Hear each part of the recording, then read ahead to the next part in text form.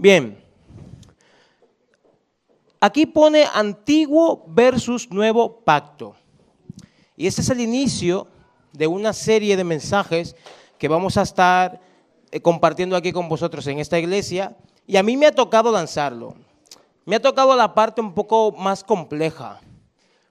Porque si hablamos en términos teológicos, hablar de antiguo pacto y nuevo pacto en su profundidad o en su totalidad es un tema muy extenso. Y a mí no me gusta complicarme mucho la cabeza.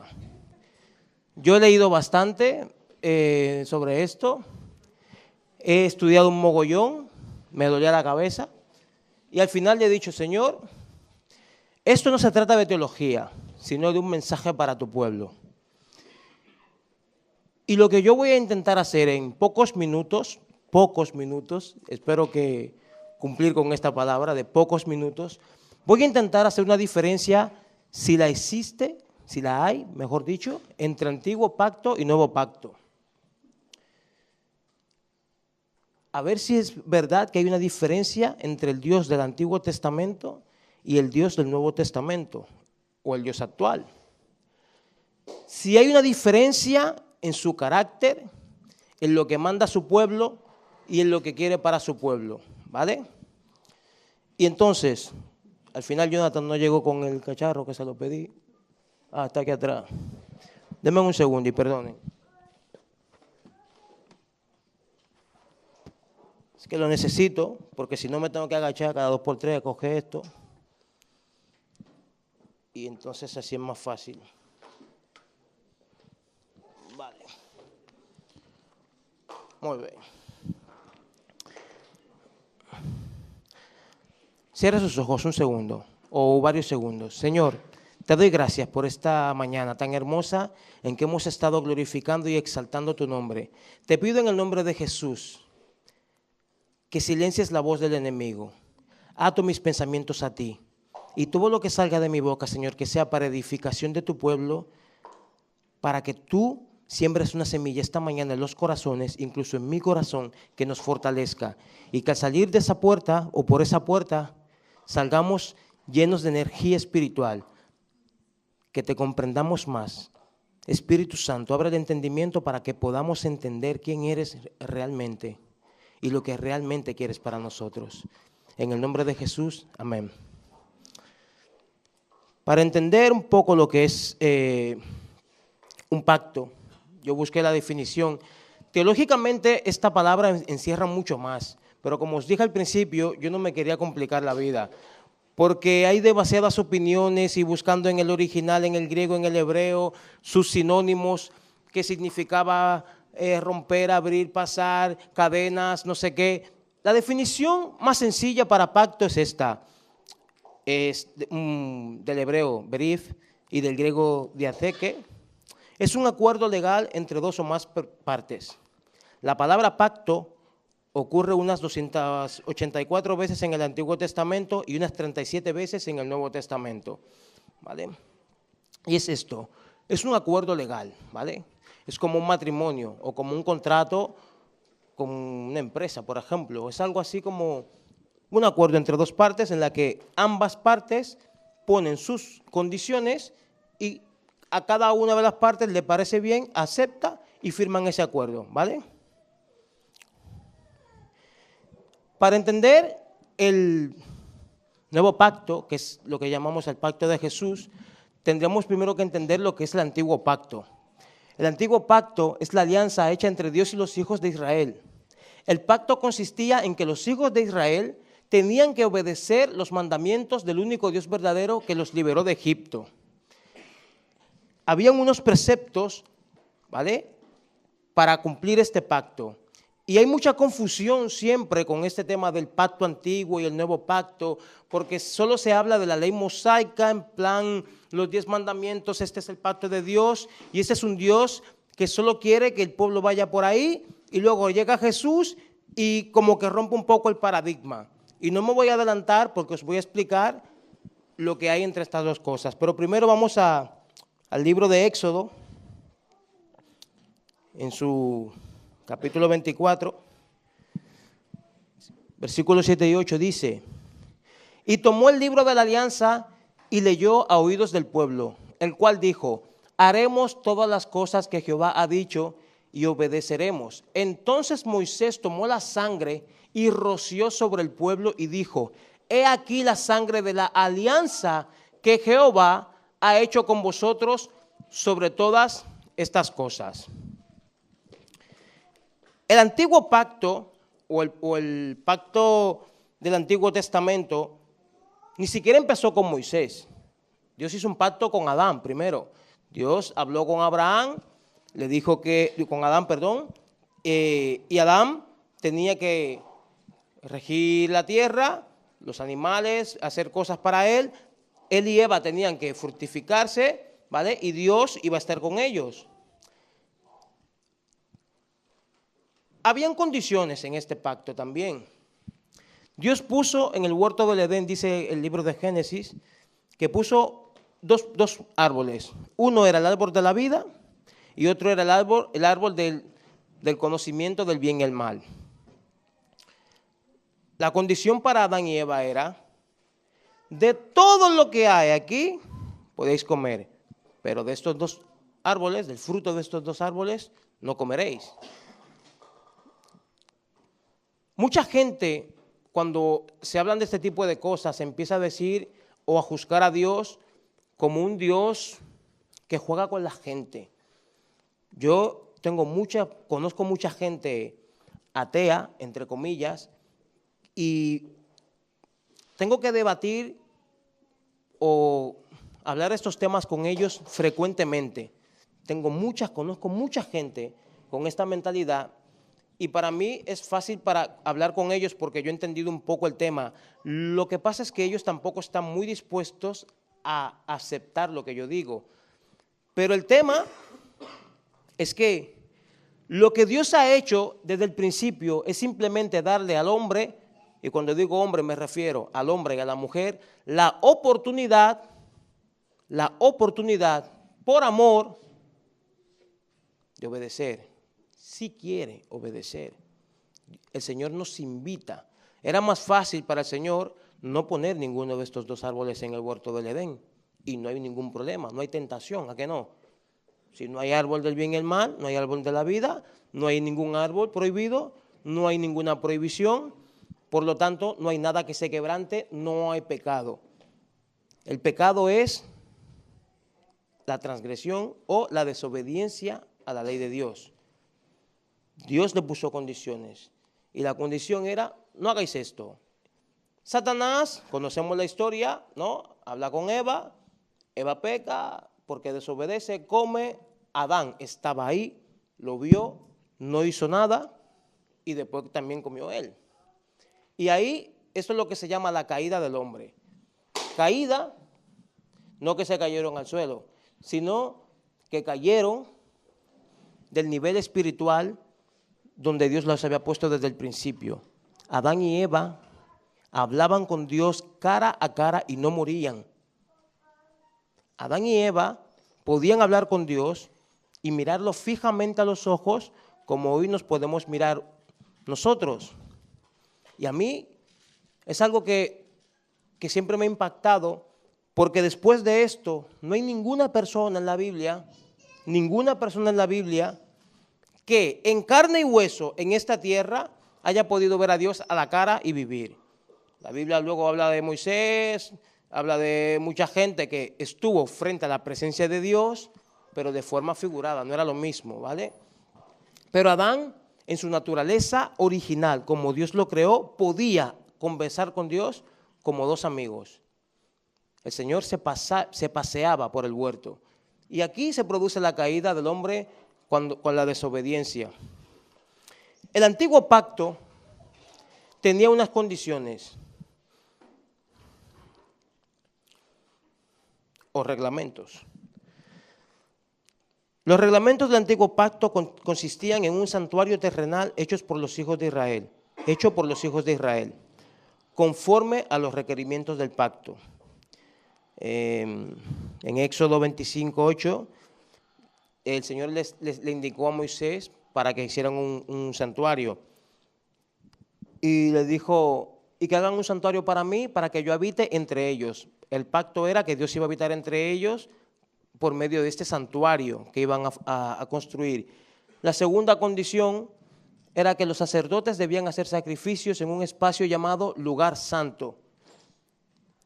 En Éxodo 29:38 dice, esto es lo que ofrecerá sobre el altar, 2 corderos de 1 año cada día continuamente.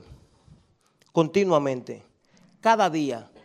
Cada día había que sacrificar, ofrecer 2 corderos de 1 año, limpios, sin mancha.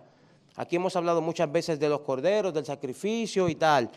Y estos eran 2 reglamentos principales, hay más, pero para mí estos son los principales. Un lugar santo donde Dios iba a habitar en medio del pueblo y un sacrificio o el ofrecimiento de 2 corderos de 1 año cada día, no cada año, cada día, continuamente. Este era las condiciones del antiguo pacto. El nuevo pacto es el pacto de Jesús, al que se llama el pacto de Jesús. Es el pacto donde Jesús viene a la tierra como un hombre, vive como un hombre, y Él se hace el sacrificio que conocemos. Estamos en el año 2016 después de Cristo, después del sacrificio de Jesús en la cruz. Estamos viviendo bajo el pacto de Jesús, por así decirlo. Hasta que el Señor diga lo contrario, esto es así. La entrega voluntaria de Jesús como sacrificio para el perdón de los pecados de la humanidad, para que ya no sea necesario hacer sacrificios. Por eso en este lugar, ni en ningún otro, que siga lo que dice la Biblia, nadie coge un cordero, lo degolla y coge la sangre y hace un tipo de rito, ¿no? Ya no es necesario.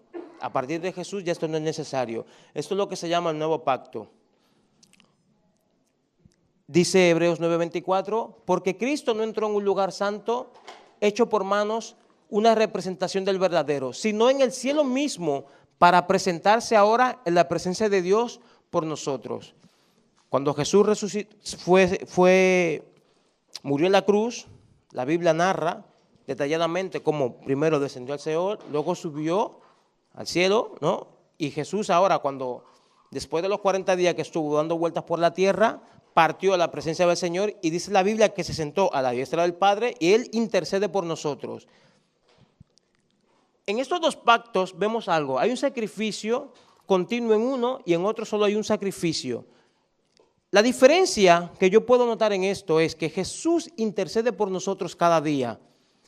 No necesitamos de alguien que esté ofreciendo corderos. Jesús intercede por nosotros y eso es lo que se llama el tiempo de la gracia. El Señor conoce todas las cosas y yo voy a entrar en el tema donde yo hago, primero voy a hablar de las condiciones de este pacto, las que para mí son más importantes porque son muchas también o varias, y luego voy a entrar en la diferencia real, si la hay, de estos 2 pactos. Es un tema un poco complejo, ¿vale? No es lo que yo estoy habituado a predicar, pero es necesario que entendamos esto para que lleguemos al punto clave. Las condiciones del nuevo pacto. Creer en Jesús y confesarlo. Es la primera. En Juan 11:26 dice, yo soy la resurrección y la vida. El que cree en mí, aunque muera, vivirá. En Romanos 10:10 dice, porque con el corazón se cree para justicia y con la boca se confiesa para salvación. Hay otras 2 condiciones que son, una, ser testigos de Jesús, que lo dice en Hechos 1:8, que Jesús antes de su ascensión al cielo dijo, pero recibiréis poder cuando el Espíritu Santo venga sobre vosotros y me seréis testigos en Jerusalén, en toda Judea y Samaria y hasta los confines de la tierra. En Mateo 28, 18 y 19, y acercándose a Jesús, les habló diciendo, toda autoridad me ha sido dada en el cielo y en la tierra. Id, pues, y haced discípulos de todas las naciones, bautizándolos en el nombre del Padre y del Hijo y del Espíritu Santo, enseñándoles a guardar todo lo que os he mandado. Y he aquí, yo estoy con vosotros todos los días hasta el fin del mundo. Ser bautizados es para mí la tercera de las condiciones de este pacto que nosotros debemos cumplir hoy día. Dice, conviene que yo declare las señales y milagros que el Todopoderoso ha hecho conmigo. Cuando Jesús dice, me seréis testigos en toda Judea, en Samaria, hasta los confines de la tierra, dice sencillamente que si Él ha llegado a tu vida y ha hecho algo en tu vida, tú no necesitas tener que convencer a nadie de que el mar se abrió ante Moisés. Tú tienes que decirle a la gente, o tenemos que compartir con la gente lo que Dios ya hizo en nuestras vidas. Si hubo un cambio de mentalidad, si te libró de una enfermedad, si hizo un milagro económico en tu vida, si te libró de un accidente, si te hizo entender algo que no entendías, si de repente te despertaste un día y te diste cuenta de que algo malo te iba a ocurrir, pero no ocurrió, son cosas, podría empezar a poner ejemplos y son vastos las cosas que podría nombrar, pero si Dios ha hecho algo en tu vida, empezando por un cambio en tu corazón, empezando por un cambio en tu mente, un cambio de dirección hacia donde tú ibas, un cambio de perspectiva de lo que tú pensabas que era vivir la vida. Si Dios ha hecho algo tan sencillo como eso, simplemente con hacer un clic, un cambio en ti, ya eso basta para que tú seas testigo de que Él sí que está vivo y sigue obrando hoy día. Entonces, somos llamados a ser testigos. Si nos bautizamos en las aguas, si nos sumergimos en las aguas, estamos diciendo que por fe declaramos y creemos en este Jesús, hacemos lo que Él primero hizo, que Él se bautizó, Él mismo también se bautizó, para dar ejemplo, y esto es un sello de este pacto. Estamos viviendo bajo el pacto de Jesús, el pacto de la gracia. Un pacto en el que muchos teólogos llaman el pacto de la gracia, donde todos caben, como si en el antiguo pacto, o haciendo referencia a que el antiguo pacto no era igual. Y ahí es donde yo voy a entrar en el tema de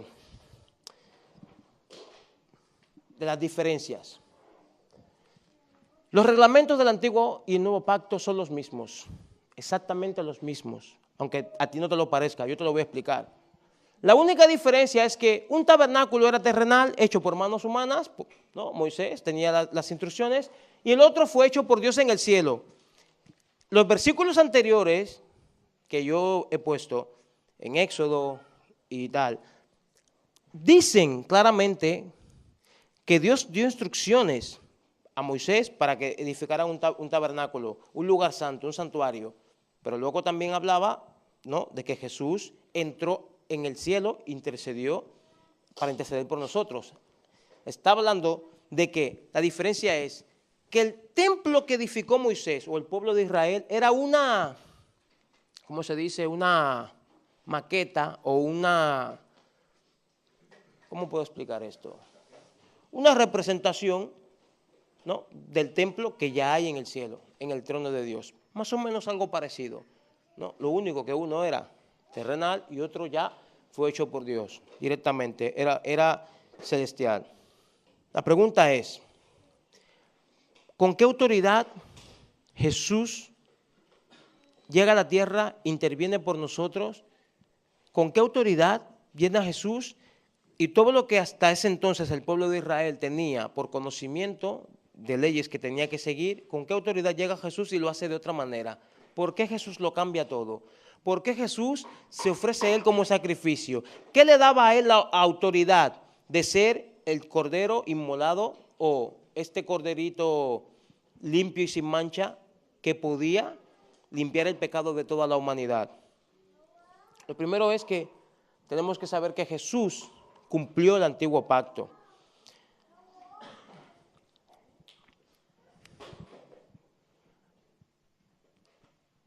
Aquí tengo unas referencias. Primero, en 2 Corintios 5:21 dice que Jesús no conoció pecado. Ha sido tentado en todo como nosotros, pero sin pecado. Hebreos 4:15. Ahí se me colaron dos palabritas, no mire para allá. Santo, inocente, inmaculado, apartado de los pecadores. Hebreos 7:26. El pecado, por definición, es andar sin ley o transgresión a la ley. Primera de Juan 3:4. Que Jesús no pecó significa que mantuvo la ley perfectamente. La ley ahí es donde voy a entrar, la ley del antiguo pacto no eran reglamentos de un dictador a un pueblo que quería manipular. La ley era la muestra de Dios al hombre, o, como se dice, el camino de migas que Dios quería que el hombre siguiera para que pudiera entrar a su presencia. La ley era para proteger al hombre, no para manipularle ni para subyugarle. La ley simplemente le decía al hombre lo que a Dios no le agrada, y si tú lo quieres seguir, ¿no? Era un mandamiento. Ellos hicieron un pacto. Recuerden que hablamos de pacto. Hoy nosotros podemos decir que si deseamos, seguimos los preceptos de la Biblia, los preceptos del Señor, pero en ese entonces, recuerden que hablábamos de un pacto. Y esto es lo que pasaba con el pueblo de Israel sencillamente. Hicieron un pacto. Dios les dijo, vale, ¿queréis pactar conmigo para que yo sea vuestro Dios? Perfecto. Estas son mis condiciones. ¿Las vuestras cuáles son? Pues mira, yo seré vuestro Dios, os protegeré, esta tierra donde sois extranjeros será vuestra, os daré aquello, lo otro, donde vayáis seréis de bendición, os multiplicaré, seréis como la arena del mar. Dios le prometió un mogollón de cosas, ¿no? Porque esto era un acuerdo, era un pacto. Vosotros hacéis esto por mí, para que yo sea vuestro Dios, y vosotros tenéis que cumplir una parte. Punto. No era que Dios estaba manipulando al pueblo de Israel. Habían condiciones y punto, y ya está. Ahora, yo voy a hacer varias preguntas cortas y las voy a contestar de forma breve también. ¿El Dios del Antiguo Testamento es distinto al Dios del Nuevo Testamento? Jesús se hizo hombre para que, siendo hombre, toda la presión y tentación que nosotros podemos tener hoy día, Él también la sufriera. Una vez que Él pasara la prueba de esto, Él podría ser el sacrificio perfecto para el perdón de los pecados de la humanidad. Como leí antes, Jesús subió a los cielos y está a la diestra del Padre intercediendo por nosotros. ¿Qué significa esto? El derramamiento de la sangre de Jesús es como un filtro. Antes de Jesús, aunque Dios tenía el mismo plan de salvación para todos, y te lo voy a demostrar, que tenía el mismo plan de salvación para todos, incluso en el Antiguo Testamento para gente que no eran israelitas, te lo voy a demostrar. La sangre de Jesús actúa como un filtro. La Biblia dice que Dios es tardo para la ira, ¿vale? Y presto en misericordia, y eso no lo dice el Nuevo Testamento, lo dice el Antiguo Testamento. Él tarda para la ira. Pasa que el hombre es duro de corazón y el hombre de aquel entonces será peor todavía. Pero hoy en día, lo que evita que un mentiroso como yo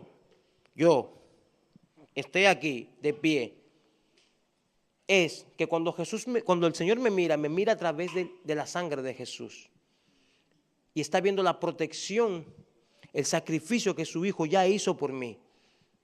Y me está diciendo con esto, sé que no lo estás haciendo bien, pero te estoy dando la oportunidad de que recapacites a tiempo, porque soy tardo para la ira. No que no llega la ira nunca, es que soy tardo, o sea, yo me aguanto.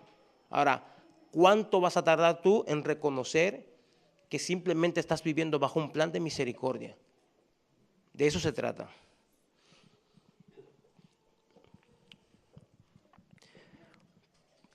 Abraham tenía 99 años, cuando Dios le habló y le dijo que iba a hacer un pacto con él. Su mujer, Sara, tenía 90 años. Y el Señor le dijo que iban a tener un hijo. No, bueno, iba a procrear un hijo en este momento, pero le estaba prometiendo que sería multiplicado, que su descendencia sería como la arena del mar. Y este es el pueblo de Israel. Y todo empezó en esta promesa en Génesis 17. Esta es la traducción del lenguaje actual. Me gusta cómo suena esta Biblia, porque es un lenguaje que podemos entender, sin tanta palabra rara. Dice, por tu parte, tú y tus descendientes tendrán que cumplir con el siguiente compromiso. Todos los varones deberán ser circuncidados. La circuncisión será la señal de que ustedes y yo hemos hecho un pacto. De ahora en adelante, todos los niños que nazcan entre ustedes tendrán que ser circuncidados a los 8 días de nacidos.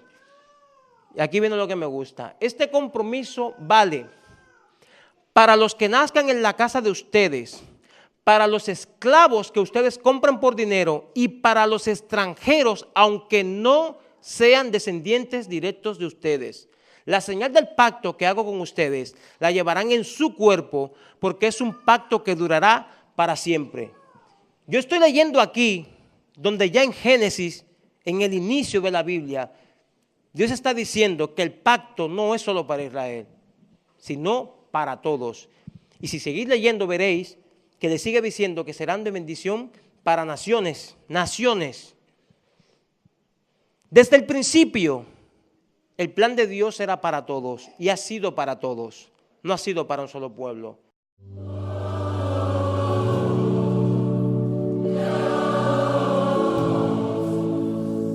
Cambia mi vida, tu amor.